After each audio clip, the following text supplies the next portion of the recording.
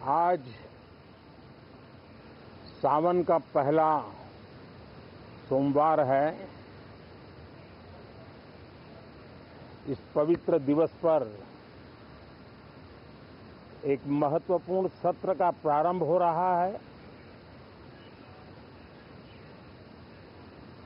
और सावन के इस पहले सोमवार को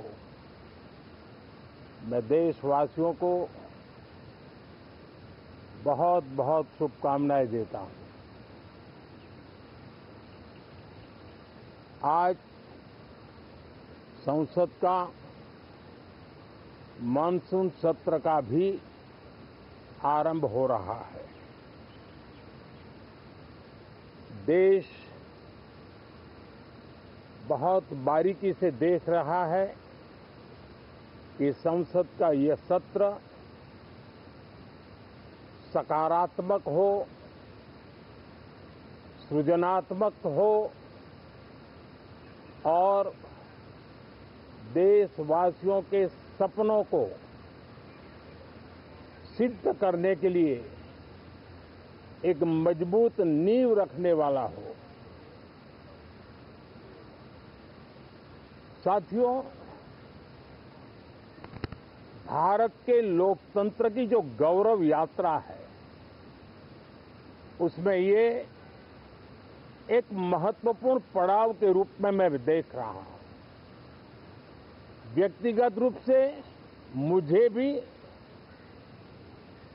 हमारे सभी साथियों को भी ये अत्यंत गर्व का विषय है कि करीब 60 साल के बाद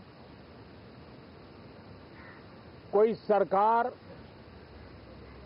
तीसरी बार वापस आए और तीसरी पारी का पहला बजट रखने का सौभाग्य प्राप्त हो।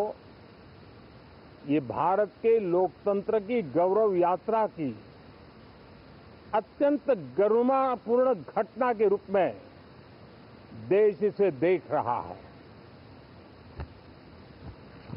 ये बजट सत्र है।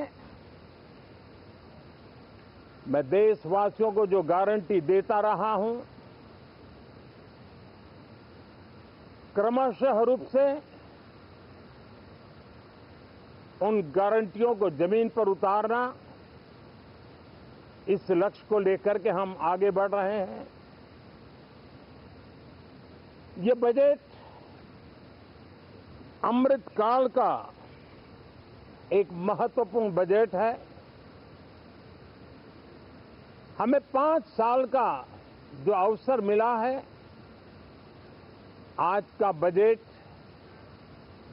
हमारे उन 5 साल के कार्य की दिशा भी तय करेगा और ये बजट 2047 जब आजादी के 100 साल होंगे तब विकसित भारत का जो हमारा सपना है, उस सपने को पूरा करने की मजबूत नींव वाला बजट लेकर के हम कल देश के सामने आएंगे। हर देशवासी के लिए एक गर्व की बात है कि भारत बड़ी इकोनॉमी वाले देशों में सबसे तेज गति से आगे बढ़ने वाला देश है। गत 3 वर्षों में लगातार 8% ग्रोथ के साथ, 8% ग्रोथ के साथ हम आगे बढ़ रहे हैं, हम ग्रो कर रहे हैं। आज भारत में पॉजिटिव आउटलुक, इन्वेस्टमेंट और परफॉर्मेंस एक प्रकार से अपॉर्चुनिटीज की पीक पर है। ये अपने आप में भारत की विकास यात्रा का एक अहम पड़ाव है। साथियों, मैं देश के सभी सांसदों से किसी भी दल के क्यों न हो, मैं आज आग्रहपूर्वक कहना चाहता हूं कि हम गत जनवरी से लेकर के हम लोगों के पास जितना सामर्थ्य था, उस सामर्थ्य को लेकर के जितनी लड़ाई लड़नी थी लड़ ली। जनता को जो बात बतानी थी बता दी। किसी ने राह दिखाने का प्रयास किया, किसी ने गुमराह करने का प्रयास किया, लेकिन अब वो दौर समाप्त हुआ। देशवासियों ने अपना निर्णय दे दिया। अब चुने हुए सभी सांसदों का कर्तव्य है, सभी राजनीतिक दलों की विशेष जिम्मेवारी है कि हमने दल के लिए जितनी लड़ाई लड़नी थी लड़ ली। अब आने वाले 5 वर्ष के लिए हमें देश के लिए लड़ना है, देश के लिए जूझना है, एक और नेक बनकर के जूझना है। मैं सभी राजनीतिक दलों से भी कहूंगा कि आइए हम आने वाले 4 साढ़े 4 साल दल से ऊपर उठ करके सिर्फ और सिर्फ देश को समर्पित होकर के संसद के इस गरिमापूर्ण मंच का हम उपयोग करें। जनवरी 29 जब चुनाव का वर्ष होगा, आप उसके बाद जाइए मैदान में, सदन का भी उपयोग करना है कर लीजिए। वो 6 महीने जो खेल खेलने खेल लीजिए, लेकिन तब तक सिर्फ और सिर्फ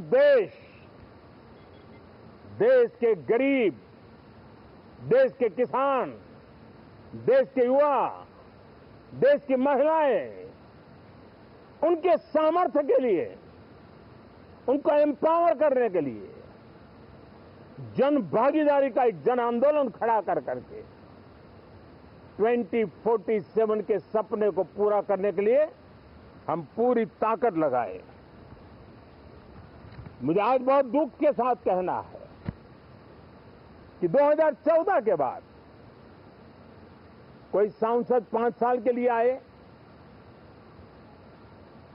कुछ सांसदों को 10 साल के लिए मौका मिला, लेकिन बहुत से सांसद ऐसे थे जिनको अपने क्षेत्र की बात करने का अवसर नहीं मिला, अपने विचारों से संसद को समृद्ध करने का अवसर नहीं मिला, क्योंकि कुछ दलों की नकारात्मक राजनीति ने देश के संसद के महत्वपूर्ण समय को एक प्रकार से अपनी राजनीतिक विफलताओं को ढांकने के लिए दुरुपयोग किया है। मैं सभी दलों से आग्रहपूर्वक कहता हूं कि कम से कम जो पहली बार सदन में आए हैं, ऐसे बहुत बड़ी संख्या में हमारे माननीय सांसद हैं और सभी दल में है, उनको अवसर दीजिए, चर्चा में उनके विचारों को प्रकट करने का मौका दीजिए, ज्यादा से ज्यादा लोगों को आगे आने का अवसर दीजिए। और आपने देखा होगा कि पार्लियामेंट के नए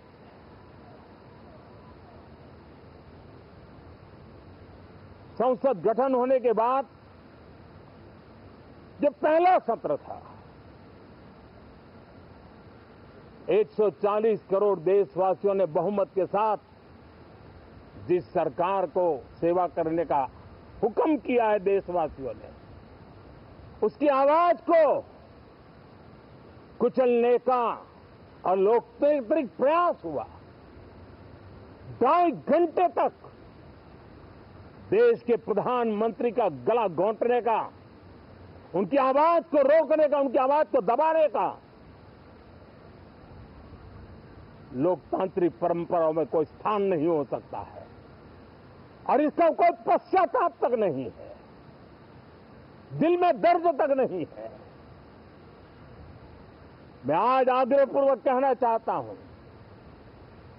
देशवासियों ने हमें यहां देश के लिए भेजा है, दल के लिए नहीं भेजा है। ये सदन दल के लिए नहीं, ये सदन देश के लिए है। ये सदन संसदों तक की सीमा तक नहीं है, 140 करोड़ देशवासियों की एक विराट सीमा करके ये लिए है। मैं विश्वास करता हूं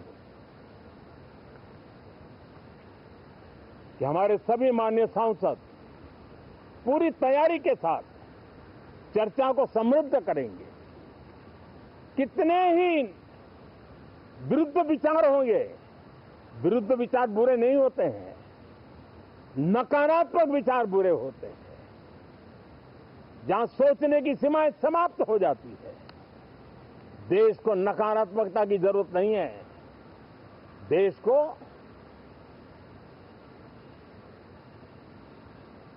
एक विचारधारा, प्रगति की विचारधारा, विकास की विचारधारा, देश को नई ऊंचाइयों पर ले जाने वाली विचारधारा से हमें आगे बढ़ाना होगा। मैं पूरा ही आशा करता हूं कि हम लोकतंत्र के इस मंदिर का भारत के सामान्य मानवीय की आशा आकांक्षाओं को पूर्ण करने के लिए सकारात्मक रूप से उपयोग करेंगे। बहुत बहुत धन्यवाद साथियों।